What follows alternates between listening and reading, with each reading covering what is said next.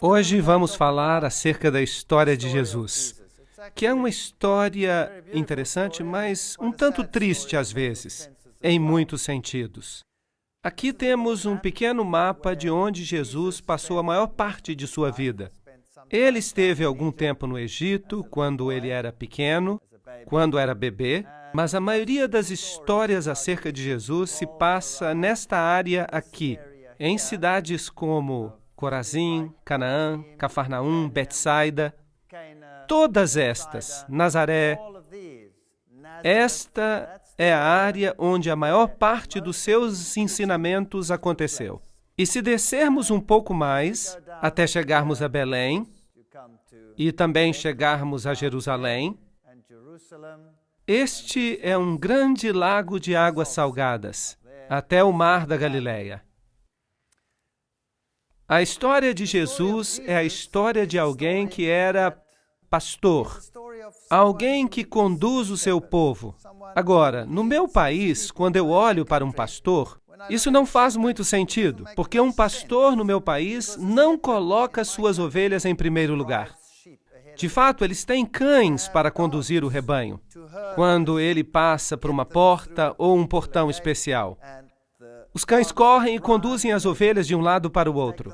Eles as pressionam para que elas se juntem e, de fato, as ovelhas ficam um tanto aterrorizadas durante todo esse processo. Assim que ver um pastor que conduz as suas ovelhas é algo estranho para nós. Mas essa é uma ilustração típica do Oriente Médio, onde os pastores agem de forma diferente. O pastor guia as ovelhas. Vocês percebem aqui que todas estas ovelhas estão olhando para o pastor. E isso é totalmente diferente do que acontece na maioria dos outros países. Isso é típico do Oriente Médio, onde você tem o pastor e o seu pequeno rebanho ao redor. E percebemos que todas as ovelhas estão olhando para ele. É muito bonito. Eu gosto muito disso. E este pastor tinha o rosto tão enrugado que eu tive que tirar uma fotografia dele. Aqui fizemos um pequeno vídeo de uma cena típica de pastor. Novamente, o rebanho está atrás e o pastor vai à frente. Elas confiam no seu pastor. Vamos ver o vídeo. Ele anda e as ovelhas andam. Não deixam que ele se distancie. Elas estão muito ligadas ao pastor. Esta é uma bela imagem. É assim que Jesus se descreve. Como um pastor, ele nos guia e nós o seguimos. A história de Jesus é a história mais impressionante que já aconteceu no universo. Infelizmente, em todos os lugares que visitamos no Oriente Médio, nós percebemos que esses lugares foram transformados em lugares sagrados. As pessoas creem que há alguma santidade nesses lugares. É bonito estar ali e é bom ver esses lugares, mas eles não são intrinsecamente sagrados. Você pode ter um encontro com Jesus no seu próprio quarto. E mesmo aqui. Claro que se você quiser ampliar os seus conhecimentos e ver como a vida era nessa área, aí é diferente. Mas ir para ali para receber uma bênção especial, isso é um engano. Portanto, esta aqui é aparentemente a caverna onde os pastores se encontraram naquela noite.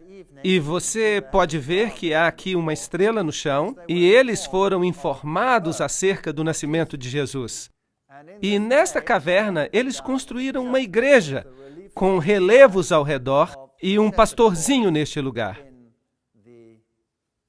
Quando o anjo apareceu a ele para lhe dizer que Jesus havia nascido em Belém, é provável que os pastores se encontravam em um campo como este. Portanto, a época do ano não poderia ter sido 25 de dezembro, que, de fato, é uma data para o nascimento dos principais deuses pagãos, como Zeus, Osíris, Júpiter e outros. Como os pastores estavam no campo, isso significa que a época era uma época de clima ameno. Não era no meio do inverno, como seria o dia 25 de dezembro. Este aqui é o campo de Ruth, uma história linda, a história de Ruth, a Moabita, que é outra história da Bíblia que nos mostra que Deus não rejeita as nações. Apesar de Moabe ser uma nação apóstata, alguém de Moabe aceitou a Jesus como seu salvador pessoal. Eles não o conheciam como tal, porque Jesus ainda não havia nascido. Mas eles acreditaram que o Deus de Israel era o Deus verdadeiro e que podia também ser o seu Deus. Esta é a cidade de Belém, onde Jesus nasceu. E há lugares maravilhosos ali. Alguém já foi até lá? Há lugares lindos e as pessoas de lá são maravilhosas. É como se nós fôssemos transportados de volta à Idade Média, em certo sentido. Este senhor aqui, um senhor de idade, me deixou muito impressionado. Vejam que há muitos rostos enrugados ali. E quando você caminha por estas ruas, é fascinante. Eu já visitei ali algumas vezes, é um tanto perigoso estar nesses lugares. Uma vez fomos apedrejados, mas conseguimos sobreviver. Em outra ocasião, éramos os únicos que podíamos viajar de um lado para o outro entre Israel e o Líbano.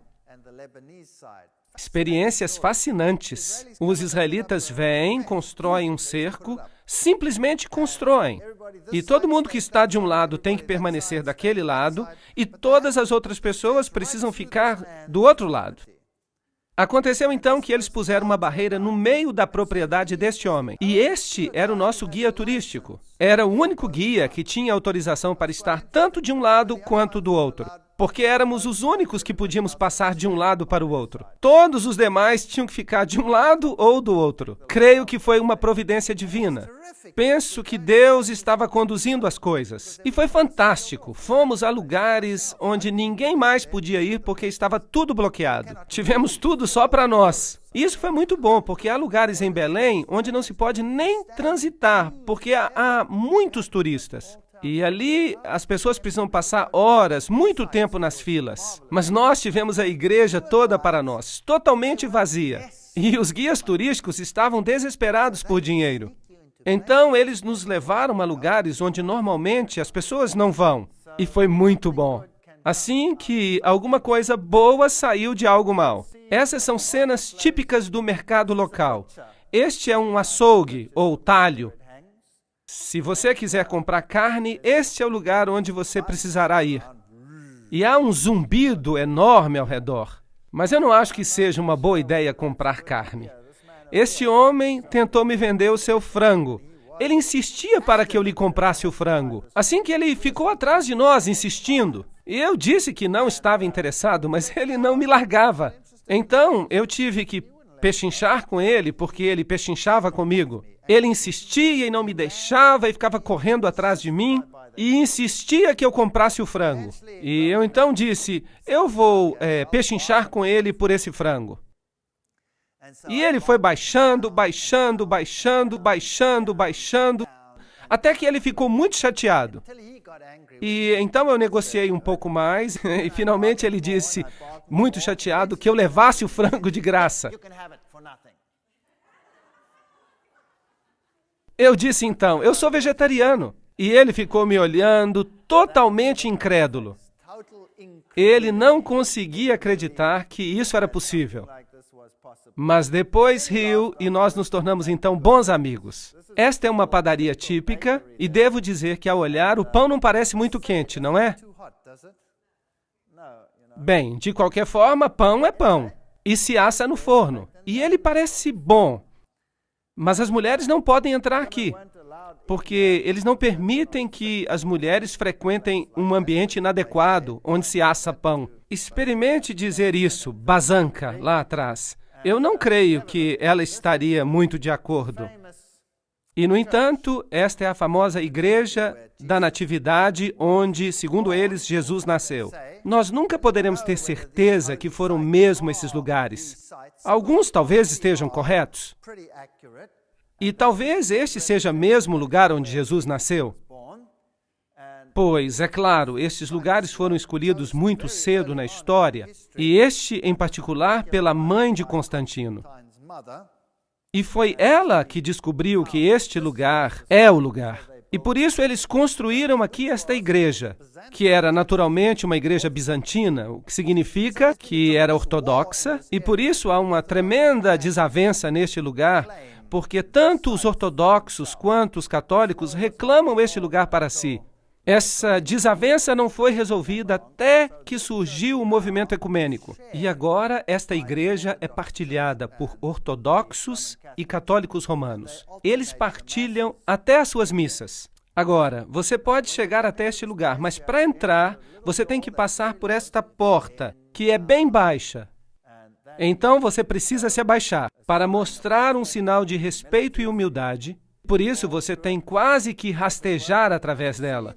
E você pode perceber que a igreja está quase totalmente vazia. Quando eu estive ali, mas antes ela estava cheíssima. E o piso é, na verdade, um piso falso. O piso original está por baixo. E ele tem um mosaico original da época de Constantino. Esta é uma igreja muito antiga. E, com certeza, como local sagrado, ela está cheia de mitologias e histórias que provavelmente nunca aconteceram. Mas para mim era interessante, porque os raios do sol que entravam nesta igreja lhe davam um aspecto muito interessante. E ali por cima, deste lado, existem ali alguns buracos. Vocês podem ver. Que buracos seriam estes? Há uma lenda que diz que Maria apareceu na igreja um dia e que ela fez o sinal da cruz com seus dedos e foi até a pilastra e fez estes buracos. E aqui estão o que dizem ser os dedos de Maria quando ela fez esses buracos, os furos. E as pessoas dizem que se você colocar os seus dedos nesses buracos, você vai receber uma bênção especial. E quando eu olhei para esses buracos, eu percebi que as arestas estavam bastante gastas. Eu acho que fizeram um péssimo trabalho ali. Se realmente fossem sinais divinos, ali as marcas seriam muito nítidas. Esse é o tipo de histórias que atrai as pessoas, e as pessoas ficam assombradas, e vocês também ficariam surpresos, porque as pessoas formam filas só para colocar os dedos ali. E as pessoas realmente creem que receberão uma bênção especial de Maria se colocarem os dedos ali. Agora, com certeza, a igreja anteriormente havia sido mais baixa. Eu lhes falei a respeito do piso inferior, que estava coberto por tábuas e que era consideravelmente mais baixo do que o piso atual. Dessa forma, se você quer ir até o local original onde dizem que Jesus nasceu, você tem que descer esses degraus e chegar até o sepulcro. E foi aparentemente neste ponto em que ele esteve, ali, neste mesmo lugar. Portanto, ainda nos dias de hoje, se você colocar a mão ali, você pode receber uma absolvição da Igreja Católica Romana. Isso significa que todos os seus pecados serão perdoados. E, de fato, você pode ter os seus pecados perdoados com 90 dias de antecedência. Então, se você está planejando fazer uma grande festa, é bom então ir ali e colocar a mão, sabendo que agora, por 3 meses, você pode fazer o que quiser. Muita farra. Isso é interessante. E por isso, nenhuma pergunta lhe será feita e você não vai receber nenhum castigo do céu. Agora, nós estivemos ali numa ocasião em que não havia ninguém, o que era surpreendente. Portanto, quando nós chegamos ali, na verdade, ninguém deveria estar ali. E essas pessoas ficaram muito surpresas, porque elas estavam ocupadas com seus rituais normais, e parece que interrompemos este ritual. E eles não ficaram nada felizes. Mas eu estava com uma máquina fotográfica e tirei uma foto. E vocês deveriam ter visto as fisionomias dessas pessoas. Eu vou mostrar uma foto que tiramos agora mesmo. E esta é uma missa ortodoxa na parte mais baixa, na parte subterrânea desta igreja, onde normalmente nós não deveríamos estar. Aqui estavam, e estavam vestidos com capuz negro. Até parecem membros da Ku Klux Klan, como monges. Os monges são monges ortodoxos, fazendo a sua missa particular. E aqui vemos o que aconteceu, algo que os deixou bastante irritados.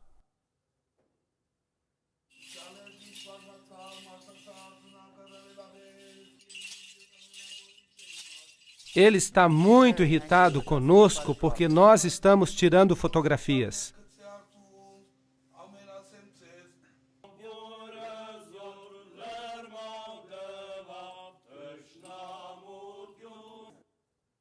Agora, este outro homem ali, se ele nos pudesse matar com o olhar, nós já estaríamos mortos. Ele não parece nada amistoso. Bem, esse é o tipo de ritual que acontece. Eu não sei que tipo de missa, mas é interessante. Depois, quando os ortodoxos saem, entram os católicos romanos e fazem a sua cerimônia. Aqui está um grupo de peregrinos, já num contexto católico romano. Aqui está uma senhora, e havia 3 cruzes diante dela, e o seu rosto está coberto. E dizem que é um bom lugar para ir se você quiser ser purificado de qualquer pecado, seja qual pecado for.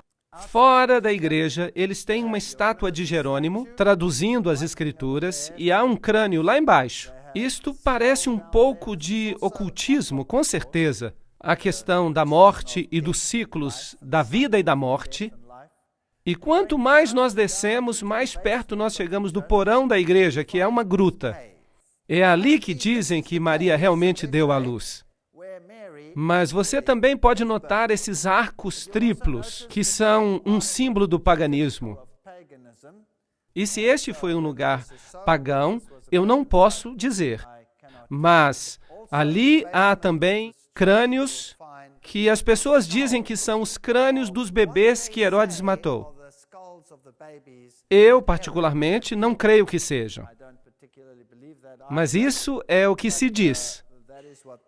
E é por isso que eu fotografei o que eu via.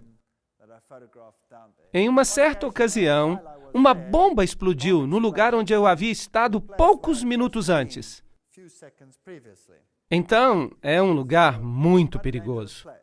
Vejam outra gruta. E nessa gruta também há um santuário dedicado a Maria. Porque dizem que neste lugar é onde Maria amamentou o seu bebê. E eu não sei explicar as diferenças, mas a gruta onde Maria deu à luz é uma, e o lugar onde José esperava por ela dar à luz é outro. Tudo isso é muito interessante. E quando você chega a este lugar, ele é chamado de Santuário do Leito. E você chega ali e há uma outra igreja, uma igreja construída numa caverna, um símbolo pagão. E nas paredes nós percebemos estas manchas brancas que são certificadas por Roma, com o certificado do Papa, do papado, que é o leite que Maria esguichou contra as paredes. Sim, isto é muito grave. Quando ela estava amamentando a Jesus. Então, o guia que estava ali conosco, ele estava muito animado falando destes assuntos. E você pode receber uma unção especial com um certificado do Vaticano, dizendo que aquele de fato é o leite de Maria. Então, eu disse ao guia, você sabe, eu estive nas outras cavernas e há também manchas brancas similares nas outras paredes. Parecem que são depósitos de carbonato por causa da chuva. E ele me disse que sim. Nas outras cavernas, tudo bem, mas não nesta. Porque esta é a famosa Gruta do Leite. E se você continuar descendo, você chega até essas subcavernas. E ali você pode ver um ícone tríplice em cada uma delas. Isto é, de fato, uma lenda pagã. E quando Maria chega, ela toma o lugar de Ísis. Ísis era considerada a rainha da fertilidade. Afinal de contas, ela conseguiu dar à luz Horus, mesmo depois que seu marido morreu. Ela o reconstruiu. E aqui, se as pessoas tivessem problemas de fertilidade, elas podiam orar a Ísis, e isso resolveria os seus problemas de fertilidade. Se tivessem problemas para amamentar, então elas deveriam orar a Ísis, e logo depois o leite fluía. Isso é uma espécie de paganismo antigo, ressuscitado no cristianismo moderno nestes lugares. Jesus, é claro, sobreviveu ao massacre de Herodes. E a família desceu para o Egito. Portanto, a Bíblia nos diz que eles passaram algum tempo no Egito, tempo suficiente para o rapaz amadurecer, segundo o costume de Israel. Ele retornou do Egito e viveu em Nazaré. Isto é o que a Bíblia nos diz. Agora, se você for ao Egito, este é o lugar para o qual as pessoas pensam que a família santa veio. E ali também eles têm algumas imagens. Novamente, a Igreja Ortodoxa tem aqui alguns lugares que ela considera sagrados. E aqui está a história de José descendo com sua família para o Egito. E uma das igrejas mais famosas por aqui é a Igreja do Patriarcado Cópita, um mosteiro, a Igreja da Virgem Maria em Adawa, no Egito. E é uma igreja muito famosa. Há poucos anos, e eu me esqueci exatamente quantos anos faz, no fim dos anos 90 por aí, Maria teria aparecido. Teria havido aparições da Virgem neste lugar. E o mundo muçulmano ficou louco com isso. Com certeza não poderia ser Maria, porque a Bíblia não permite isso. No entanto, essas aparições aconteceram no patriarcado. E aqui você pode ver algumas das imagens, alguns dos símbolos da igreja. E isso aconteceu exatamente no domingo de Ramos, quando estávamos ali. Por isso, o patriarca está aqui com estas folhas de palmeira. E aqui também nesta igreja está representada a história da família santa para o Egito, a sua fuga. E eles acreditam que eles desceram ao longo do rio Nilo e permaneceram neste lugar especificamente. E é fascinante que esta igreja tem também um livro de milagres. E a igreja mantém um registro do que aconteceu. E segundo ela, este livro, que é muito pesado, desceu flutuando no Nilo. E sendo este um lugar sagrado, as pessoas aqui são muito fervorosas e elas anelam por receber essas bênçãos. Este é o livro que veio flutuando no Nilo e estava aberto em uma página específica. É muito interessante. Este aqui é o livro. Vocês estão vendo? Vou aproximar. Há um pequeno letreiro que diz o que aconteceu. E em que página estava aberto? É um livro encadernado com metal, mas eles dizem que ele não afundou, que ele flutuou. Eles dizem que é como o machado de Eliseu. E então dizem que a Bíblia flutuante veio na sexta-feira, dia 12 de março de 1967. Após uma manhã de liturgia, as pessoas notaram que havia um objeto flutuando na água. Estavam perto das margens e notaram que era uma Bíblia que estava flutuando nas águas. E estava aberta em Isaías 19:25. Bendito seja o Egito, meu povo. Apesar de estar encharcada com a água e muito pesada, ela estava à tona. E isso foi considerado um milagre pelo povo. Foi considerado glória para Deus e uma bênção para eles. Agora, o fascinante é que o texto de Isaías 19:25, claro que não diz apenas isso, e é um texto que fala sobre o tempo do fim. Diz que haverá uma bênção para o Egito e para a Síria e para Jerusalém, o que significa que a mensagem de Deus terá chegado até mesmo às nações pagãs e que muitos vão aceitar a justiça de Cristo. De certo modo, é uma bonita profecia para o fim dos tempos. Mas eles se ativeram exclusivamente a esta parte para dizer que eles são um povo escolhido. E é a mesma coisa que faz o Alcorão, também dizendo que os ismaelitas são os herdeiros verdadeiros e não Jacó. Este é o lugar onde veio parar a Bíblia flutuante. Agora, enquanto estamos no Egito, quero apenas mostrar-lhes um lugar que eu considerei fascinante. É um lugar que se chama a Cidade dos Escombros. É o lugar mais horrível que eu já vi em toda a minha vida. Enquanto se viaja pelas ruas do Cairo, a Grande Cairo tem cerca de 50 milhões de pessoas que vivem ali ao redor. É a cidade mais caótica da face da Terra. Não há nada parecido com ela. É o Armagedon que vai acontecer. Mas vocês podem imaginar os despojos, os escombros, a porcaria e o lixo que a cidade produz? Agora, em condições normais numa cidade, o que se faz com o lixo? Leva-se para fora da cidade. E se incinera, ou seja o que for. Mas vocês conseguem imaginar 50 milhões de pessoas vivendo num ambiente como este? E essas pessoas tomam os seus entulhos, o lixo, e o levam para a área pobre. E jogam o lixo nas ruas. E há pessoas pobres que buscam no lixo o seu sustento. vivem no meio do lixo dentro da cidade. Há, de fato, uma cidade de lixo dentro da cidade. E se você tira fotografias, eles ficam muito aborrecidos. Por isso que as minhas fotos aqui não ficaram boas.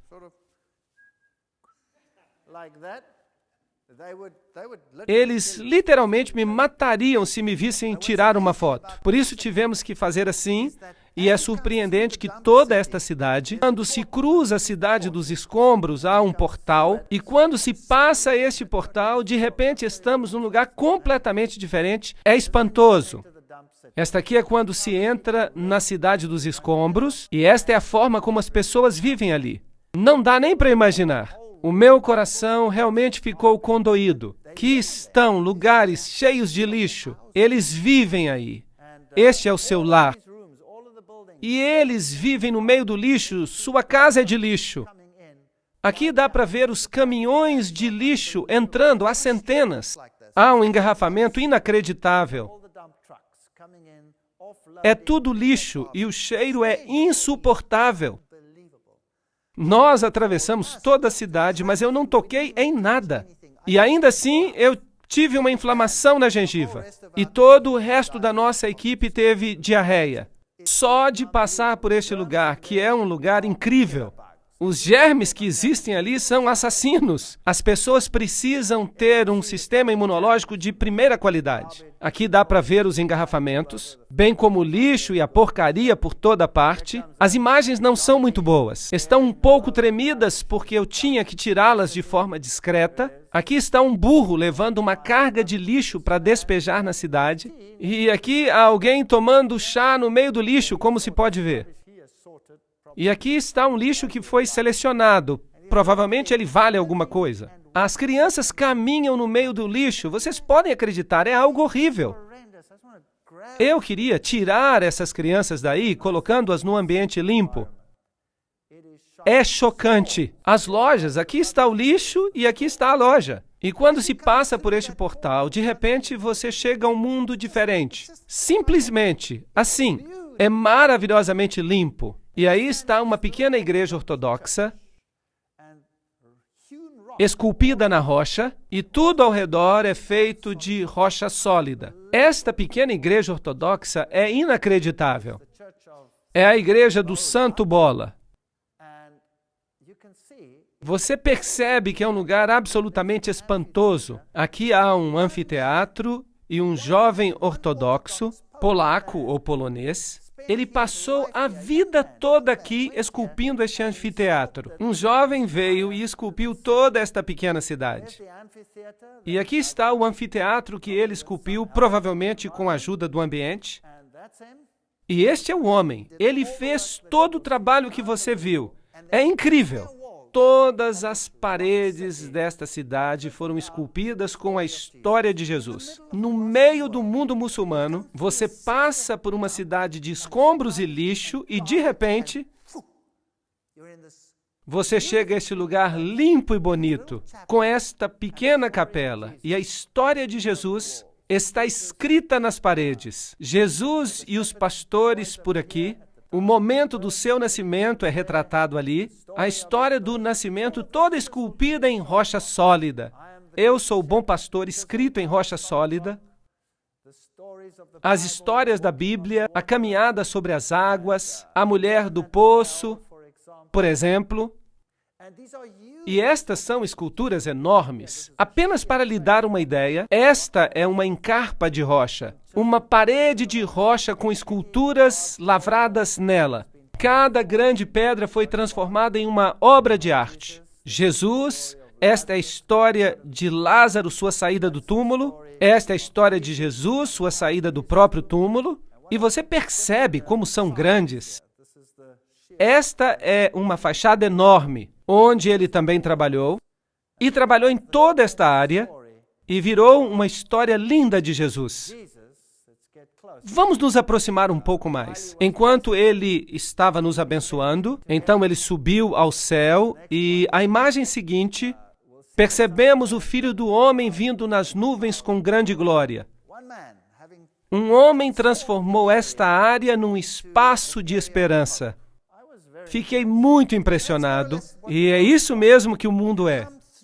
Você passa por este mundo que é representado pela cidade de escombros, e enquanto você passa pelos escombros, a única esperança que você pode ter é chegar do outro lado, e a única esperança para chegar ao outro lado é a história de Jesus. Vou ver o Filho do Homem vindo nas nuvens com poder e grande glória, e então não haverá mais cidades de escombros. A história de Jesus é provavelmente a história mais angustiante que já foi contada. Sei que muitos filmes já foram feitos, e mesmo este último filme que foi feito não pode sequer delinear aquilo que Jesus passou.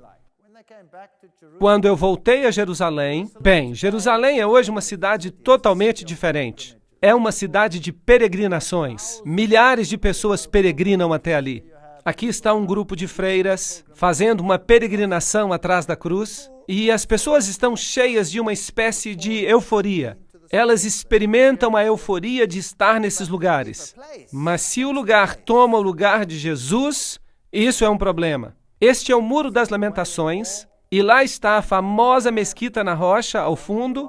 Este é o Muro das Lamentações, e não faz parte do templo original, senão que é parte do corte exterior do templo. Ao subir as escadas, pode-se ir a esta área hoje. Ninguém está autorizado a entrar ali. Esta é uma réplica do templo como ele seria, uma coluna enorme que faria parte do templo, e ela nos dá uma ideia do tamanho original do templo. Ela nunca foi utilizada porque havia uma rachadura nela. E esta é provavelmente uma réplica do menorá no tamanho normal. Esta aqui fizeram no caso de restaurarem o templo. Então, os judeus estão aqui no Muro das Lamentações, e você pode notar que estas cartas presas aqui no muro, esses papéis, as pessoas têm que vir, e elas vêm e escrevem pequenas cartas com seus sonhos, e em seguida os depositam ali. Aqui temos um vídeo curto.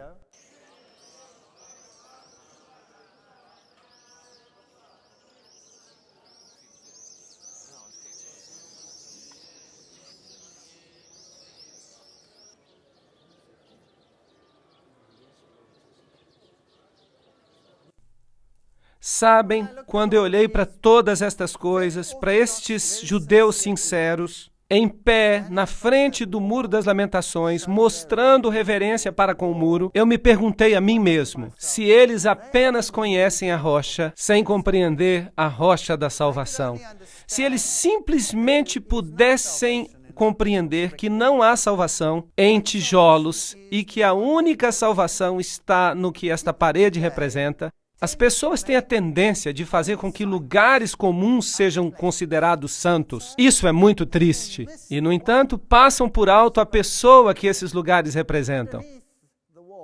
Debaixo do muro há um túnel e uma passagem chamada secreta. E quando se passa por aqui, chega-se à parte de trás deste lugar, e você pode ver onde os judeus ortodoxos, os rabis, os rabinos, se reúnem. No passado, as pessoas simplesmente os ignorariam, mas os tempos mudaram. Fiquei surpreso. No passado, se você viesse aqui como pagão, eles o detestariam e fariam cara feia. O que faz uma pessoa tão impura num lugar tão santo? Mas eu fiquei surpreso quando estive aqui neste momento, faz 4 meses. A maioria destes rabis ou rabinos veio e me pediu dinheiro, algo que nunca teriam feito há uns 2 ou 3 anos. A situação está ficando ruim neste lado, para que eles façam uma coisa dessa. Mas este é o lugar mais santo onde se encontram restos do muro antigo.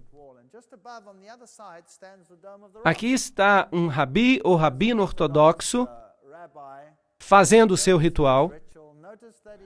Repare que ele tem os 10 mandamentos em sua testa. A lei, a Torá, e ele tem também nas suas mãos. Porque a Bíblia diz que você deve atá-los na sua testa e nas suas mãos. Vocês acham que Deus realmente tinha isto em mente? Que você fizesse uma réplica e colocasse na testa e nas mãos? Ou você acha que Deus tinha em mente que nós deveríamos pensar e agir conforme suas leis? Isso faz sentido? Penso que faz mais sentido. Aqui está uma pedra típica do lugar antigo do templo. Esta é uma pedra do templo de Herodes, e esta pedra tem esses orifícios, e eles indicam que ela é uma pedra do templo original. Quando eles voltaram a utilizar as pedras do templo, eles as utilizaram e todos os tipos de estrutura foram construídas com elas. Este é o sepulcro de Davi. E da mesma forma como nos lugares católicos, só que aqui quem visita mais são os judeus. Este é o lugar onde Jesus foi batizado, e é aqui, na verdade, que a história começa. A história diz que quando Jesus foi batizado, a voz de Deus foi ouvida, dizendo: "Este é o Filho amado em quem me comprazo." E a partir daí, a Bíblia nos diz que Jesus foi levado ao deserto para ser tentado. E Mateus capítulo 4, versículo 2 diz: "E tendo jejuado 40 dias e 40 noites, teve fome. Se tu és o Filho de Deus, manda que estas pedras se transformem em pães", disse Satanás. É uma declaração interessante. Se tu és o Filho de Deus, primeiramente há uma pergunta com dúvida sobre a autenticidade de Deus, e da palavra de Deus, e do Filho de Deus e sua veracidade. E então ele o desafia a ordenar que as pedras se transformem em pães. Mas Jesus respondeu: "Está escrito, nem só de pão viverá o homem, mas de toda palavra que sai da boca de Deus." Claro que é necessário uma boa versão, uma versão fiel como a King James em inglês para ler, senão não vai ser a mesma coisa. Mas isso é outra história. Nem só de pão viverá o homem, mas de toda palavra que sai da boca de Deus. Agora, pensemos nas tentações e pensemos que não foram tentações tão grandes assim. Mas de fato foram, porque nessas tentações Jesus foi tentado em todas as condições peculiares ao ser humano. A primeira coisa que Adão e Eva fizeram foi comer da árvore do bem e do mal. Em outras palavras, o apetite. Era bom comer, mas foi um de seus problemas. E nele Jesus triunfou depois de jejuar 40 dias e 40 noites, onde Adão e Eva falharam, apesar de todo o esplendor e luxo que tinham, conquistando o apetite e conquistando a dúvida. Se tu és o Filho de Deus, Deus realmente disse isto. Portanto, aqui Jesus vence o pecado da dúvida, e ele venceu o pecado do apetite humano, e também a paixão. Tudo de uma vez só. E a tentação deve ter sido muito pior do que a tentação de Adão e Eva. Este é o lugar mais alto do muro antigo. Não temos, de fato, o templo que deveria estar mais ou menos aqui. Portanto, originalmente, o diabo deve tê-lo trazido a algum lugar por aqui, onde está o muro, e ele o convidou para que ele se jogasse daqui abaixo. Vamos a este lugar aqui para termos uma noção da altura. E a segunda tentação é: se tu és o Filho de Deus, novamente a mesma declaração, pergunta duvidosa, lança-te daqui abaixo, porque está escrito que aos seus anjos dará ordens a teu respeito, e estenderei a minha mão para que não tropeces em pedra alguma.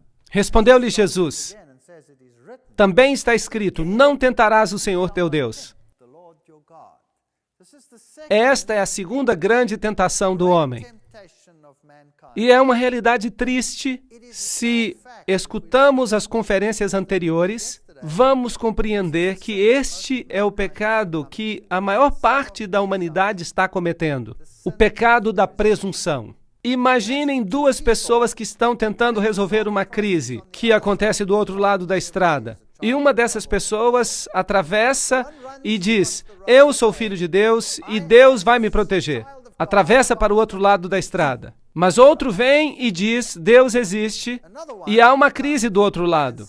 Ajuda-me a cruzar esta estrada. E ele corre para o outro lado da estrada. Os dois, pelos padrões externos, são absolutamente idênticos. Mas a diferença é que um age com presunção e o outro age com fé. Percebem como as duas coisas estão de fato muito próximas?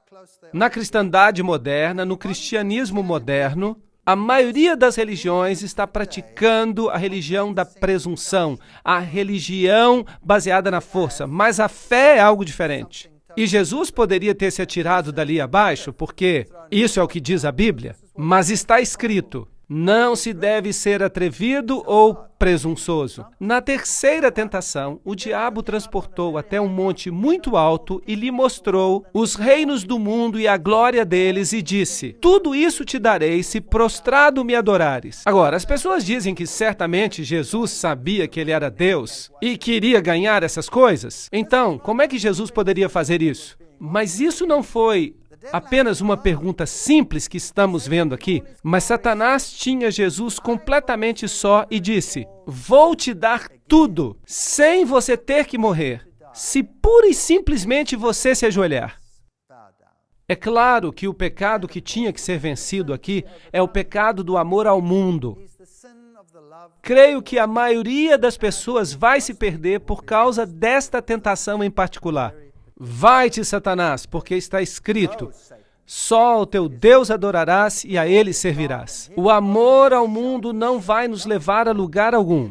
Portanto, nessas três tentações, Jesus basicamente vence, por parte do homem, a maior parte das tentações que nós temos que encarar, de uma forma ou de outra. E em seguida, evidentemente, ele segue para o Mar da Galileia. E no caminho ali existe esta vila pitoresca e ela é chamada Mahalula. E esta é a única vila que se encontra no mundo inteiro onde se fala a língua aramaica. Ora, este é o idioma que Jesus falava e é muito bonito ir ali. É um lugar limpo e agradável, ortodoxo, em sua maior parte ortodoxo ou muçulmano. E eles falam aramaico. E as poucas crianças que moram ali também falam aramaico. Elas são muito rigorosas com o aramaico e soa muito bem. É agradável escutar. Ali estão alguns ortodoxos realizando um ritual neste lugar e nós lhes perguntamos se eles podiam orar o Pai Nosso para que pudéssemos ouvir como era a língua de Jesus. E eu vou partilhar isso com vocês.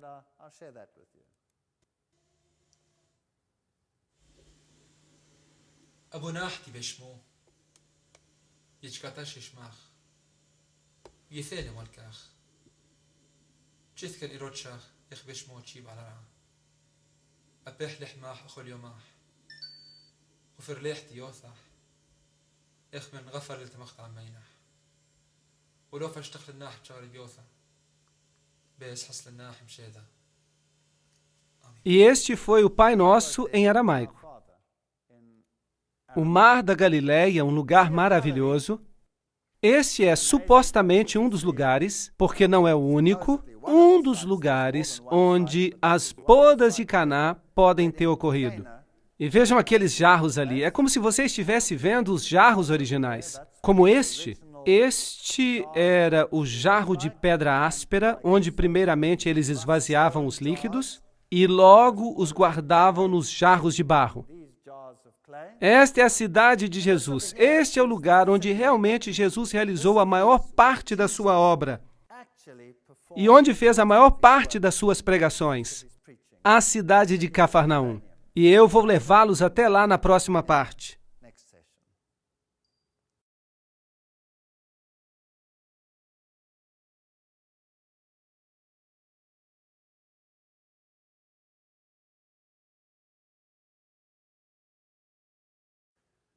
Vamos até a cidade de Cafarnaum, que é conhecida como a cidade de Jesus. Este aqui é um lugar muito famoso. Quando você olha, não parece nada especial, mas em cima disto há um edifício construído. Você pode ver as pilastras de concreto ao cimento e o piso. Esta era a casa de Pedro. Pedro viveu aqui. Era a sua casa. E Jesus deve ter se hospedado muitas vezes nesta casa. Se é realmente a casa de Pedro ou não, não podemos ter certeza. Mas a Igreja Católica afirma que esta era a casa de Pedro. E se você quer ver o que foi construído em cima, aqui está uma estrutura enorme de concreto ou cimento que permanece sobre as pilastras da casa de Pedro. E diz ali Beato Pedro Apóstolo. Este é o lugar onde Pedro viveu. Pedro, naturalmente, significa rocha pequena, pequena pedra, e Roma construiu a sua igreja sobre esta pedra. E ali está uma estátua de Pedro, do lado de fora, com um peixe do seu lado, e esta é a estátua gigante de Pedro. É enorme. Esta é uma história fascinante, porque Simão era também o nome de Simão o Mago, e Simão Mago, de acordo com Aleph Levi, se tornou em Petra. Pedro, que se tornou a base de todo este sistema. E, em outras palavras, ele se tornou uma espécie de sumo sacerdote. O sumo sacerdote dos imperadores romanos. Se eles estão aqui honrando a Pedro, o apóstolo, é muito duvidoso. Talvez eles estejam honrando mesmo a Simão, o feiticeiro, o bruxo, o ocultista. Mas a igreja construiu esse edifício enorme sobre a casa de Pedro. E ao pé da estátua você pode ver símbolos de peixes e todas estas coisas, e eles dizem que este é Pedro, o apóstolo. Um pouco mais longe, à distância, há uma sinagoga. Portanto, aqui há um enorme edifício de cimento ou concreto, com esta enorme estátua de Pedro, e quando atravessamos a estrada, há uma sinagoga remanescente, provavelmente a sinagoga onde Jesus mais ensinou. E há ali uma placa enferrujada que diz, século I, a sinagoga branca, a sinagoga de Jesus. Sabem, se eu fosse construir um edifício cristão grande, não seria no lugar onde Jesus passou a maior parte do seu tempo. Porque construíram numa casa, que provavelmente é a casa de Pedro, não se tem certeza, talvez seja, porque as Escrituras dizem que quando eles saíram da sinagoga, foram até a casa de Pedro, e esta casa está em frente, é possível, mas talvez seja a casa do lado, quem sabe, mas é possível. Agora, esta é a sinagoga onde Jesus realmente ensinou. Aqui está uma outra pequena vila, assim que Cafarnaum era uma cidade e a outra era Corazim. E depois, então, temos o que resta de Corazim, não é muito. Algumas ruínas estão ali. Essas são as cidades que Jesus amaldiçoou. E Jesus disse que os milagres que tinham sido feitos nelas, se eles fossem feitos em Sodoma e Gomorra, e em Sidom, essas cidades teriam aceitado a mensagem. Mas vocês tiveram uma grande oportunidade. Jesus caminhou por essas cidades e não aceitaram. Aqui há um famoso lugar santo. Este é o lugar das bem-aventuranças. E quando se entra ali, é melhor estar devidamente vestido. Esta é a igreja das bem-aventuranças, um lugar muito famoso. E o Papa João Paulo II esteve ali 2 vezes. E aqui temos um conclave. E este é o campo. Este é o campo onde provavelmente Jesus pregou o seu primeiro sermão. Este é um sermão impressionante. Este é o sermão mais complicado, mais sublime que um dia a humanidade ouviu pregar. E a maioria das pessoas hoje menciona este sermão equivocadamente. Em extremos terríveis. As bem-aventuranças, Mateus 5, 3 a 10. Jesus começou dizendo, bem-aventurados os pobres. A palavra para bem-aventurado é makarios, que se refere a uma bênção celestial. Uma bênção que só pode vir de uma fonte divina. Que bênção enorme! E a palavra para pobre, em grego, é pitokos, que se refere a uma pobreza absoluta. Nada mais do que uma pobreza absoluta. Nem 2 moedas sequer.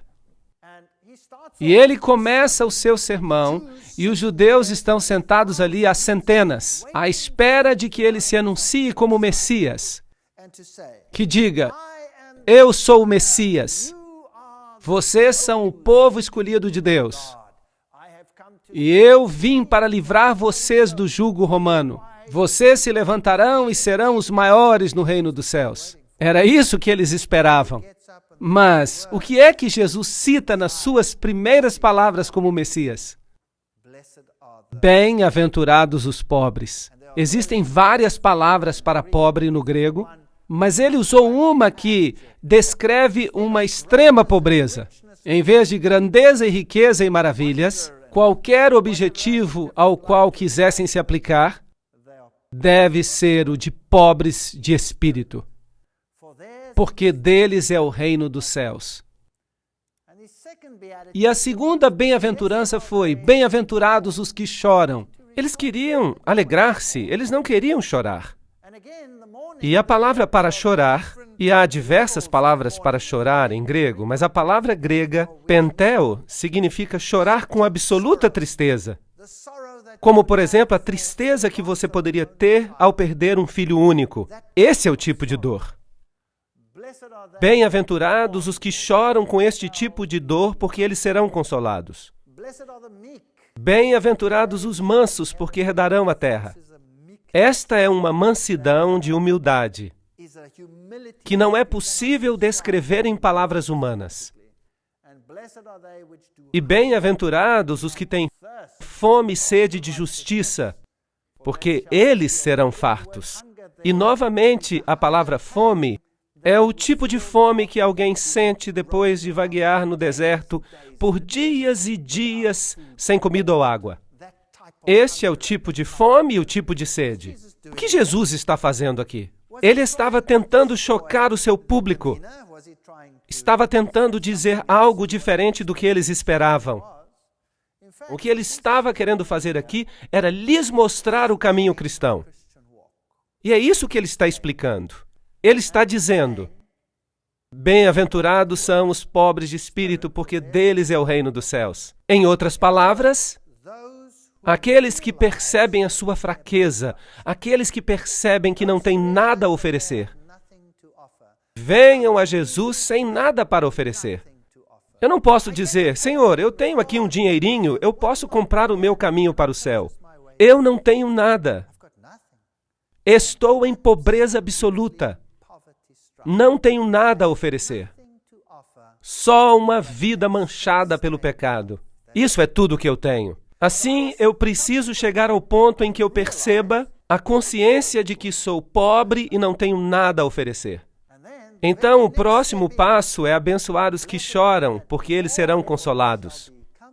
Não tenho apenas que perceber que não há nada que eu possa fazer como um indivíduo contaminado pelo pecado, mas devo experimentar a tristeza. Por quê? Pelo pecado. Devo experimentar uma tristeza pelo pecado e eu preciso olhar para o Filho de Deus, devo sentir a tristeza, devo sentir o arrependimento e devo dizer: Senhor, perdoa-me. Lamento pelo que fiz. Um arrependimento genuíno é o passo seguinte na caminhada cristã. Bem-aventurados os mansos. Depois que você percebe a sua fraqueza, uma vez que você percebe que você é o responsável pela morte do Filho de Deus, uma vez que você tem experimentado uma tristeza verdadeira, não há mais tempo para você ficar em um alto pedestal pensando que é melhor do que os outros. É hora de descer e experimentar a humildade. E saber que os outros e Deus são melhores do que você. É um caminho muito difícil para a humanidade viajar nele. É o contrário de todas as emoções humanas. Bem-aventurados os que têm fome e sede de justiça, porque serão fartos. A caminhada cristã não termina quando percebemos que somos pecadores, ou quando estamos tristes e humildes. Ela tem que continuar em um processo conhecido como santificação. Significa: Senhor, muda o meu caráter perverso. E Paulo diz: eu preciso crucificar o velho homem cada dia e devo pedir a Deus para me transformar. E eu tenho um modelo perfeito que é Jesus Cristo.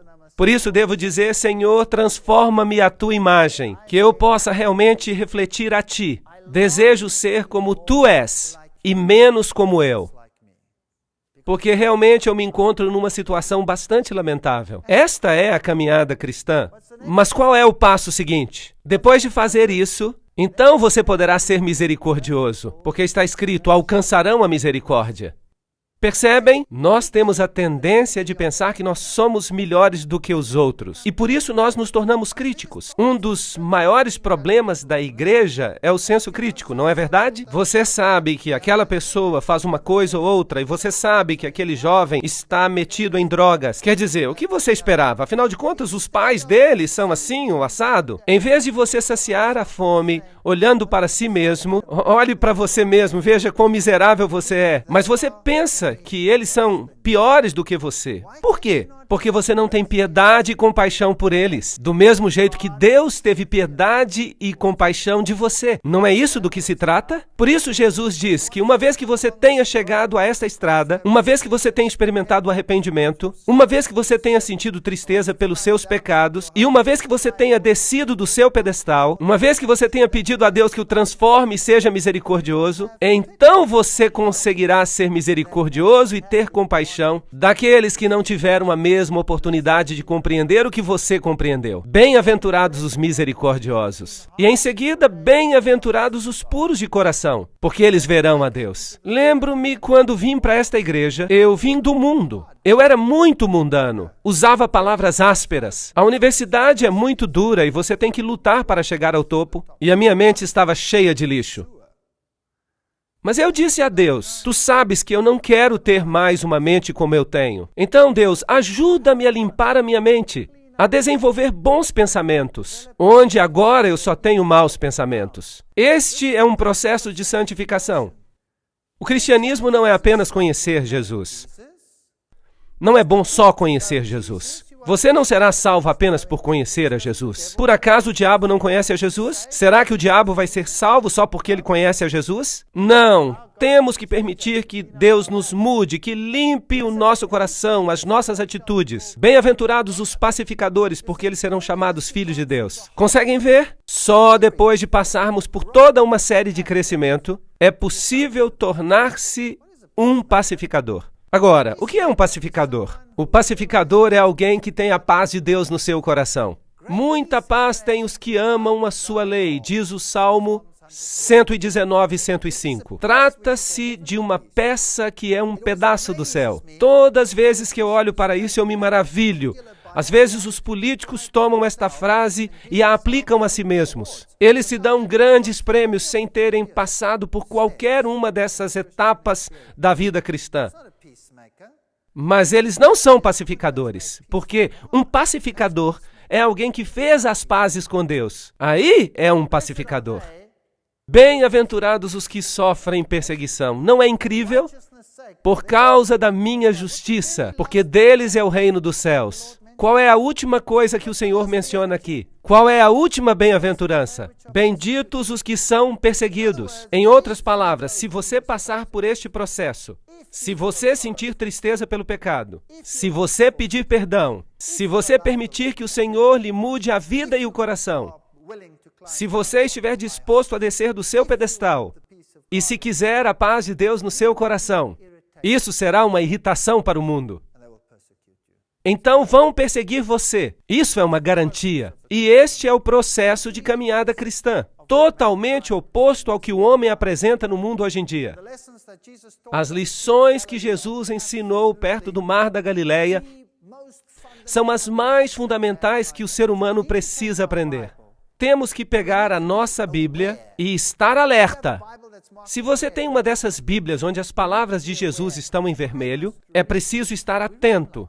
Vamos lê-las apenas como história? Não, vamos lê-las cuidadosamente, porque é Deus que está falando diretamente conosco. Cada palavra é um dom de Deus.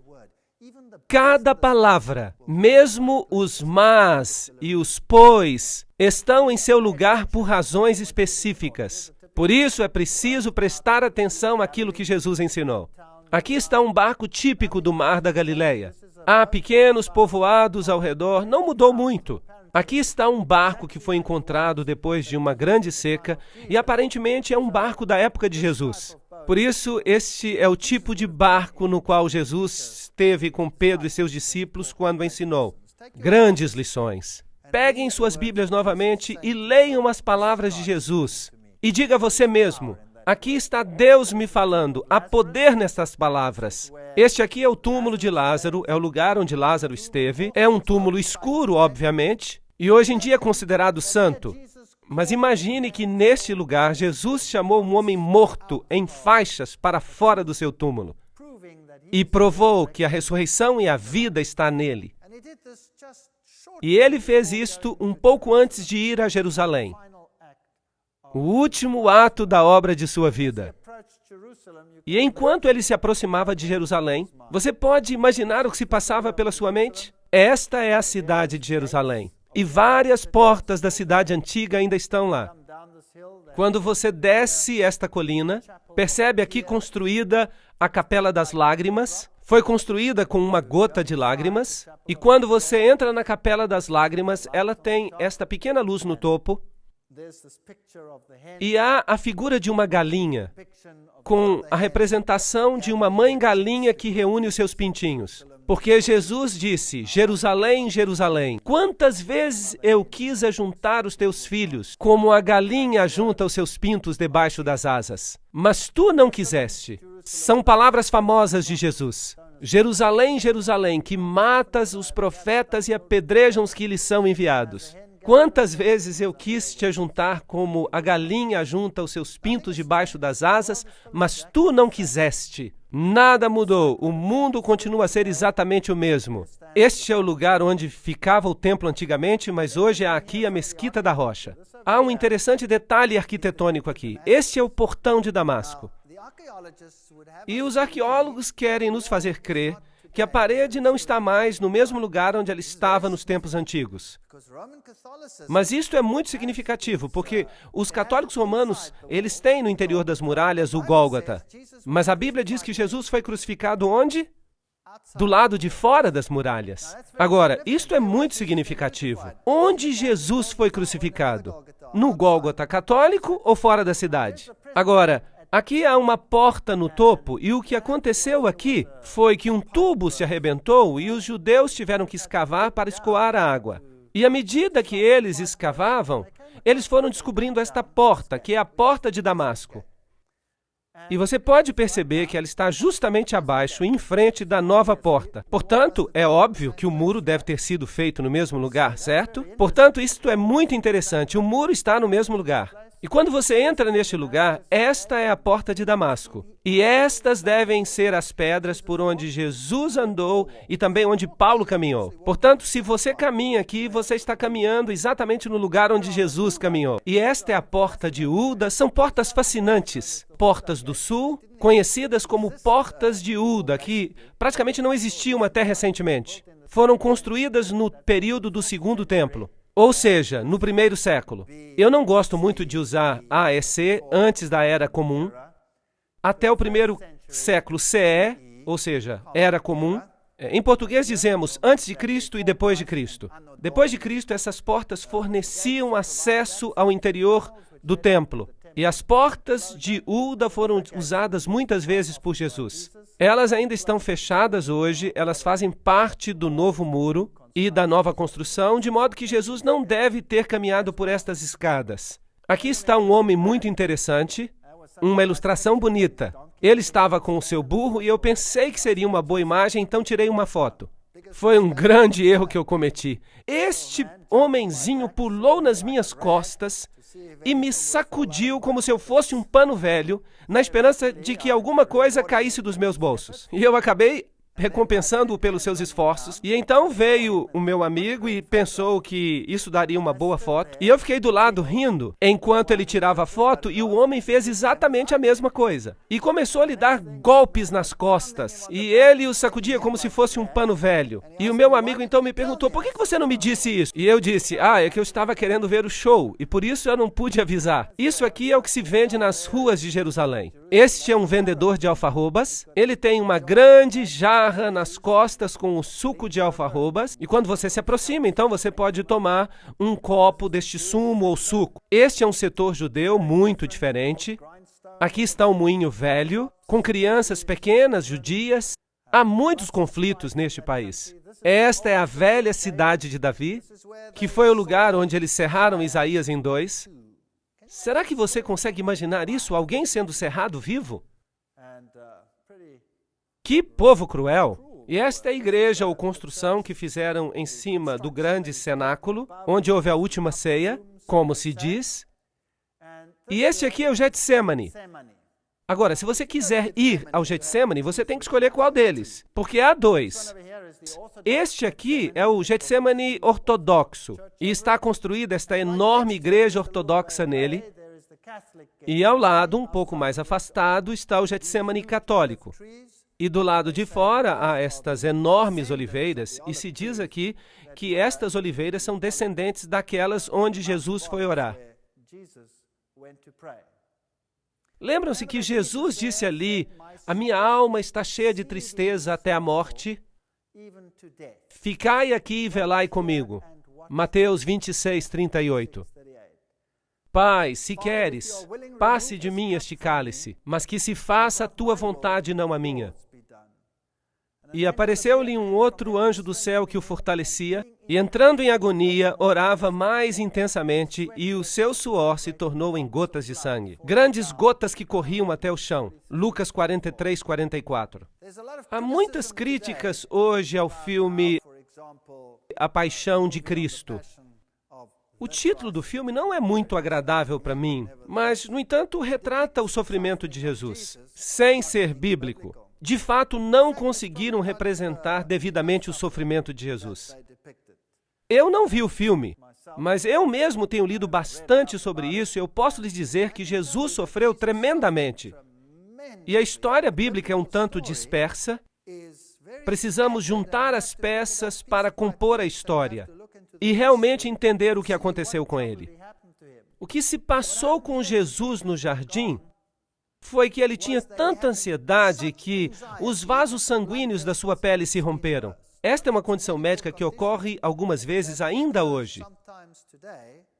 E é muito raro que alguém sobreviva a esta condição. O estresse e o trauma são tão grandes quando os vasos sanguíneos se rompem por ansiedade que as pessoas normalmente morrem. Portanto, o que deve ter acontecido aqui é exatamente a mesma coisa. E Jesus podia ter morrido aqui, mas apareceu um anjo do céu e o fortaleceu, para prepará-lo para o que estava por acontecer. A Bíblia nos diz que nessa noite os discípulos o abandonaram e fugiram. Marcos 14, 15. Todos o abandonaram. Este é o Getsemane católico, apostólico romano. E aí está, mais uma vez, a famosa pedra onde se diz que ele orou e suou gotas de sangue. Agora, é preciso lembrar que o paganismo também é louco por pedras. O paganismo tem grutas famosas, pedras famosas, e as pedras formavam uma parte muito importante do paganismo. Mas também nas histórias da Bíblia, os patriarcas também fizeram altares de pedra. Mas eles não adoravam as pedras. Eles cultuavam a Deus, mas utilizavam as pedras como altares de sacrifício a Deus, que eram um tipo do sacrifício de Cristo. É uma história completamente diferente. De modo que aqui está aparentemente uma pedra santa onde prenderam a Jesus. E estes devem ser os degraus por onde o levaram, porque eles dão no templo de Caifás, se vocês quiserem chamá-lo assim. Porque não é bem um templo, é mais um palácio. E aqui está uma representação ao lado, como se Jesus tivesse sido conduzido por esses degraus, com cordas, mas a Bíblia não menciona isso. Hoje, esta igreja católica romana foi construída neste lugar. E provavelmente este é um lugar arqueologicamente correto. E aqui estava o assento do sumo sacerdote, que nesse ano era Caifás. Agora, aqui há uma confusão na Bíblia, porque quando trouxeram a Jesus, o levaram a Anás. Agora, Anás era o sogro de Caifás. E ele era o sumo sacerdote anterior. Portanto, como a fama de sumo sacerdote ficava na família, naturalmente, então, o sumo sacerdote do ano anterior, mais velho, era ainda honrado como sumo sacerdote, embora não fosse mais o sumo sacerdote. E por isso a Bíblia é frequentemente criticada pela sua descrição. Mas a sua descrição está correta. E alguns críticos dizem também que ninguém como Caifás de fato existiu. Bem, finalmente eles encontraram o seu sarcófago, com o nome de Caifás, sumo sacerdote, sobre ele. Portanto, isto é histórico também. Então, quando olhamos para o julgamento de Jesus, a Bíblia menciona 7 julgamentos de Jesus. O que é fascinante, porque o número 7 é o número de Deus. Mas não se percebe isso com a leitura casual dos evangelhos. Sobre estes 7 julgamentos, é preciso analisar os 4 evangelhos e associá-los cuidadosamente aos acontecimentos, porque nem todos os julgamentos estão em todos os evangelhos. Alguns se concentram em Pilatos, outros se concentram no julgamento de Herodes. Jesus foi primeiramente levado a Anás. Primeiro a Anás. E ali houve um julgamento perante Anás. E foi ali que o servo de Anás o atingiu no rosto. O feriu no rosto, porque Anás perguntou a ele o que estava fazendo, ou o interrogou acerca do que estava fazendo. E Jesus disse, não fiz nada em segredo. Que pergunta era essa? Porque Jesus sempre havia pregado na sinagoga. Então, o servo de Anás o feriu no rosto. Então, este foi o primeiro julgamento de Jesus. E logo ele foi levado com Anás ao sumo sacerdote daquele ano, que era Caifás. Portanto, Anás e Caifás devem ter feito um outro julgamento conjunto. Dali saíram para o julgamento da noite. Houve um julgamento à noite.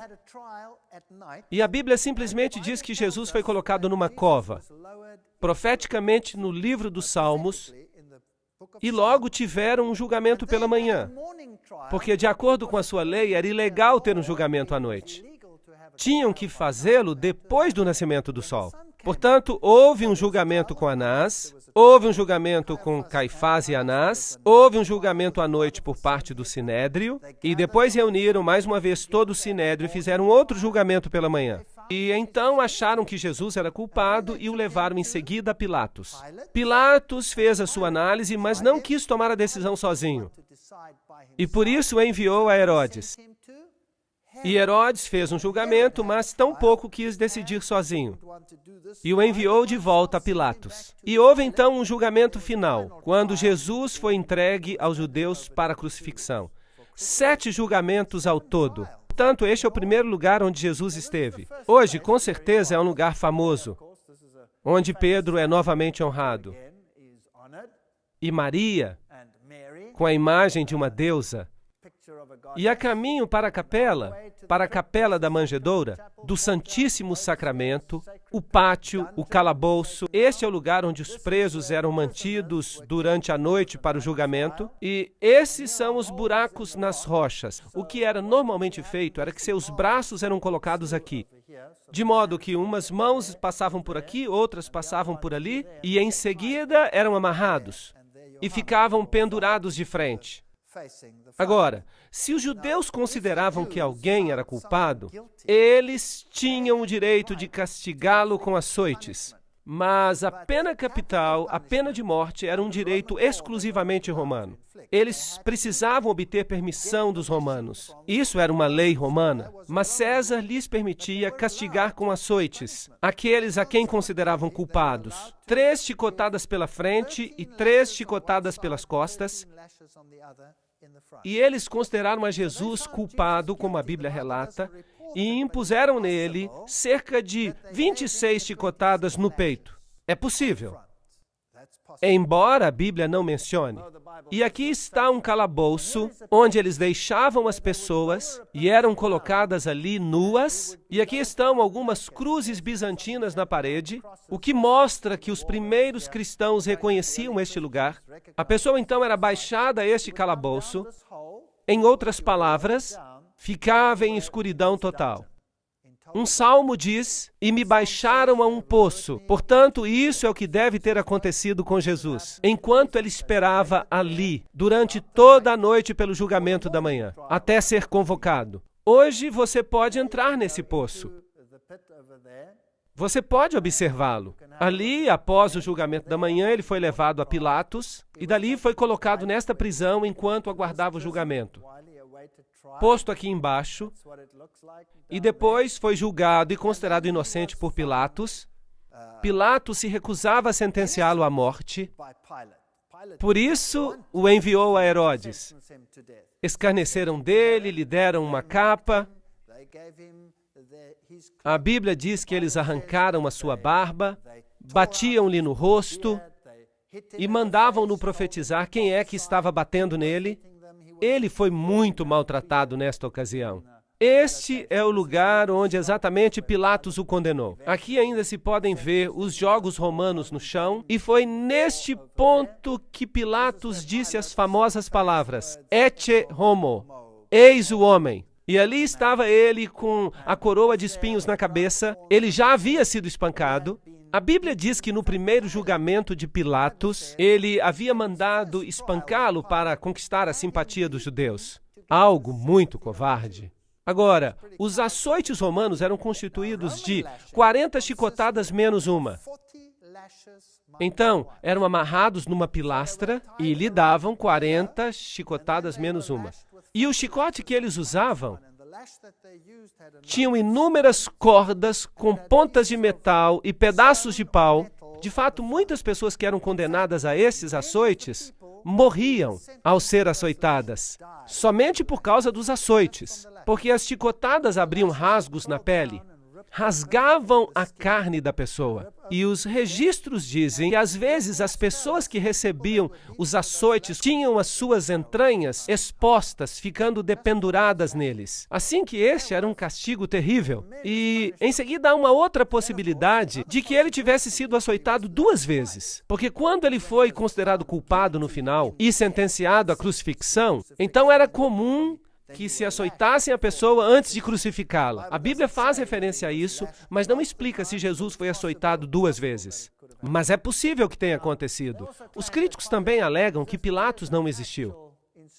Aqui está uma inscrição que foi encontrada e ela diz categoricamente que Pilatos foi o procurador no tempo de Tibério. Assim que, biblicamente e arqueologicamente, não há maneira alguma que possa fazer com que a história bíblica seja negada. De modo que algumas pessoas descrevem os açoites dessa forma. Outras pessoas descrevem os açoites como se Jesus estivesse agachado sobre uma pilastra horizontal e que o castigavam dessa forma. E a Bíblia diz que quando colocaram uma coroa de espinhos sobre a sua cabeça e colocaram uma vara na sua mão, tomaram-lhe a vara e golpeavam com ela a sua cabeça.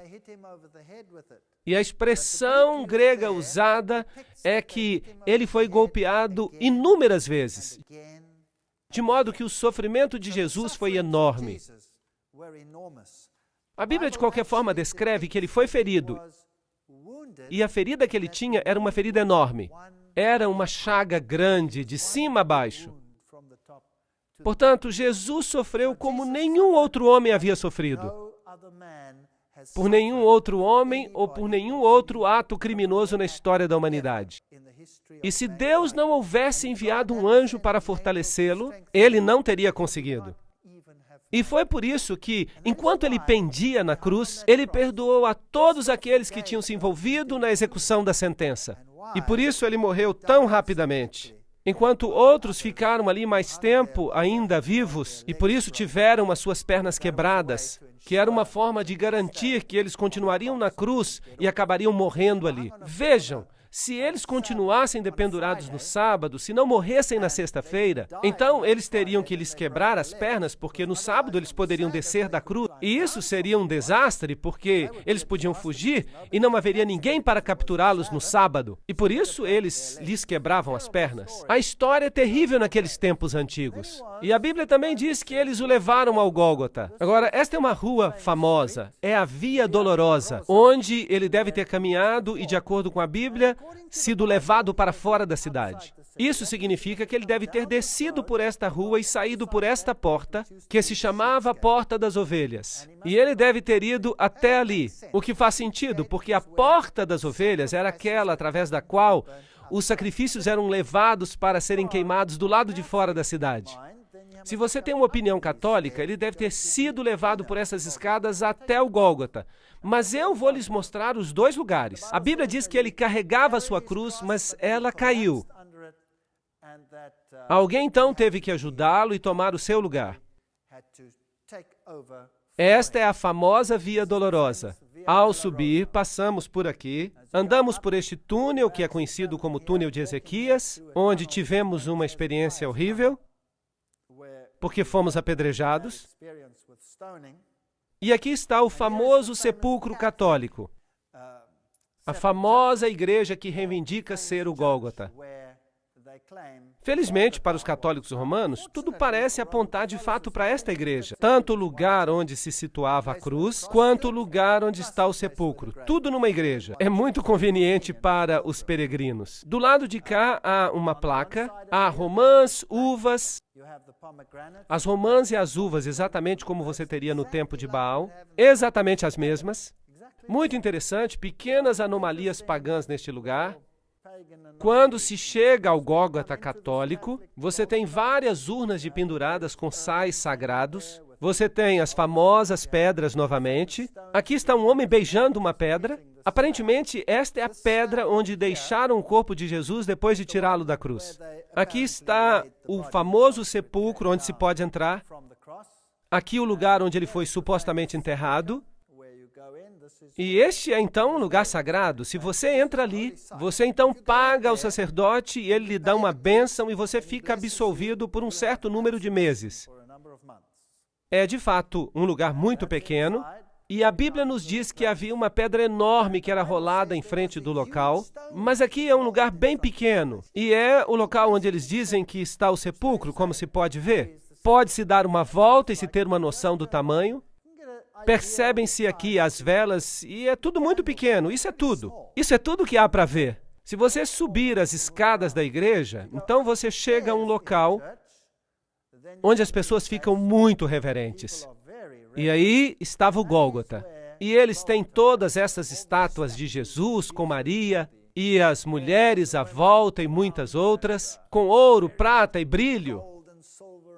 E há um lugar bem aqui onde dizem que se encontrava a cruz. Agora, há um outro Gólgota ortodoxo, e dentro da mesma igreja você pode escolher se você quer colocar o dinheiro num lugar ou no outro. Você pode escolher. E quando você entra nesse lugar, então você tem uma bênção especial. Algo que ninguém gostaria de perder. Por isso, eu e o meu amigo fomos ver o que era. E aqui está uma pedra que eles dizem ser a pedra do Gólgota. Logo ali na igreja, eles dizem que esta é a caveira.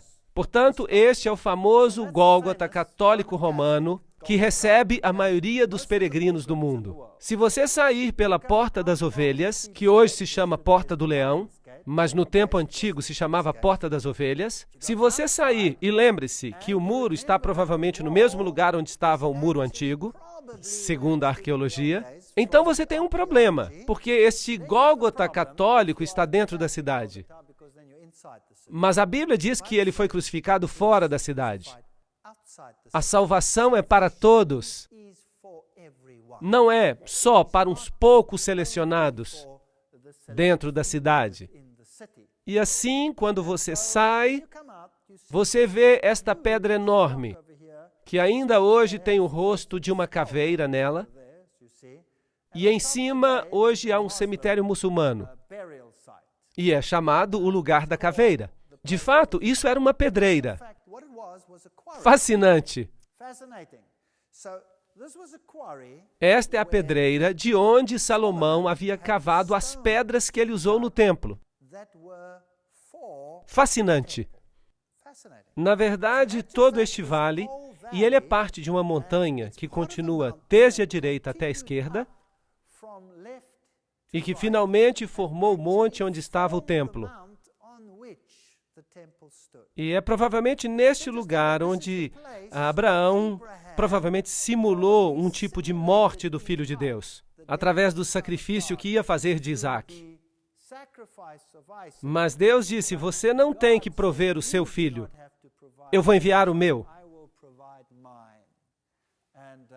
E este é de fato o mesmo monte. Que fascinante! Assim que faria sentido que Jesus morresse no topo dessa colina. Deus é amor.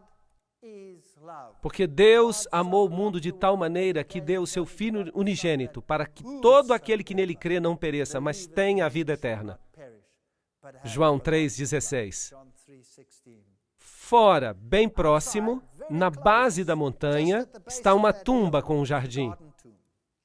E em seguida tomaram o corpo de Jesus e o envolveram com linho e especiarias, da maneira como os judeus costumavam sepultar. E nas proximidades do lugar onde foi crucificado havia um jardim, e no jardim havia um sepulcro, que nunca havia sido utilizado para enterrar a ninguém. Isso é o que a Bíblia diz. Portanto, é totalmente diferente do local que está dentro da cidade. Portanto, há um jardim fora da cidade, e ainda hoje este belo jardim existe, mas a palavra jardim na Bíblia significa uma espécie de fazenda, um vinhedo, e aqui há um velho lagar para uvas, portanto faz sentido, e ainda hoje é um belo jardim. E ali, após escavarem para a construção de uns edifícios, eles descobriram este lugar. E vejam, é interessante observar que aqui há algumas tumbas, e em frente aos túmulos há um pequeno muro, e fizeram um sulco, e colocaram uma pedra redonda para que pudessem rolar à frente da tumba. E se você olhar para baixo, também pode olhar para dentro da tumba, para o outro lado, e há uma tumba que foi um pouco escavada. Portanto, ela ainda não estava concluída. A Bíblia diz que a tumba não estava ainda acabada e que ninguém havia sido enterrado ali. E a Bíblia diz que os discípulos se agacharam para ver o que estava lá dentro, para que pudessem olhar. E eles podem ter olhado por aqui e passado por aqui e veriam que a tumba estava vazia. Portanto, isso se encaixa perfeitamente com a descrição bíblica. Também neste jardim há esta erva, ela cresce por aqui, dela fazem uma droga que pode anestesiar, e era misturada com vinho, e assim anestesiavam as pessoas enquanto elas estavam na cruz, mas Jesus se recusou a beber dela. E este é um pastor metodista que ministra neste lugar. Esta é uma pedra típica. Este é o túmulo de Herodes, um dos poucos sepulcros intactos deste tipo hoje. O de Jesus era provavelmente similar. Portanto, aqui é provavelmente o lugar do jardim da tumba. Há um pequeno sulco à frente onde teria estado uma grande pedra redonda que teria sido removida. Isso faz muito mais sentido para mim do que o outro Gólgota. E dentro se vê que as pessoas de fato acreditam que é um lugar santo. E por isso elas vêm aqui para orar e ser reverentes. Tudo bem, mas está escrito aqui, ele não está aqui, ele ressuscitou. E isso para mim é o âmago da questão. Ele não está aqui, ele ressuscitou. O meu Deus, eu não tenho que buscá-lo num lugar sagrado ou entrar em algum buraco. Ele ressuscitou. Posso falar com ele aqui mesmo. Posso caminhar com ele onde quer que eu esteja, porque ele me pode ouvir. Porque ele é a ressurreição e a vida. Quem crê em mim, ainda que esteja morto, viverá. João 11:25. Porque pela graça sois salvos por meio da fé. Efésios 2, verso 8. Sabem, uma religião que se baseia em formalidades é muito vazia, uma vez que se tenha experimentado a Jesus Cristo. Aqui está o Monte das Oliveiras, a Capela da Ascensão, uma pequena capela, e aparentemente este é o lugar de onde Jesus subiu aos céus. E esta aqui é a famosa Porta de Ouro. Ela está entijolada e bem lacrada, e do outro lado há uma escada que leva para o topo do monte, onde está a Mesquita da Rocha. E aqui estão as sepulturas dos homens mais ricos do mundo muçulmano. E eles acreditam que quando Jesus voltar, e ele virá para cá, e essas portas de ouro então irão se abrir. Bem, eles não acreditam que é Jesus, para eles é Enamadi, o Messias. Bem, então para os judeus é o Messias, para os cristãos é o retorno de Jesus, e então esta porta se abrirá. Então, de fato, todos aqueles que estiverem aqui, porque tiveram muito dinheiro para comprar estas tumbas particulares, eles então serão os primeiros a ser ressuscitados e eles serão os primeiros a entrar neste lugar. É conveniente, você acha que vai funcionar assim? Se eles tivessem estudado as bem-aventuranças, eles saberiam o que é necessário para ver Jesus. Temos que sentir tristeza pelos nossos pecados, temos que nos arrepender, temos que lamentar e temos que pedir a Jesus para nos mudar e temos que voltar à harmonia com Ele e com seus princípios. Então, nós não precisamos desta porta. Temos uma outra porta, e é uma porta que tem pérolas sobre ela, a porta de uma Jerusalém celestial construída por Deus. Eu não sei se haverá muitos na primeira ressurreição que vão estar aqui. Não quero julgar isso, porque só Deus pode julgar. Mas aqui estão todos esperando um reino terrestre. Eu não estou à espera de um reino terrestre. Eu estou à espera de uma Jerusalém celestial.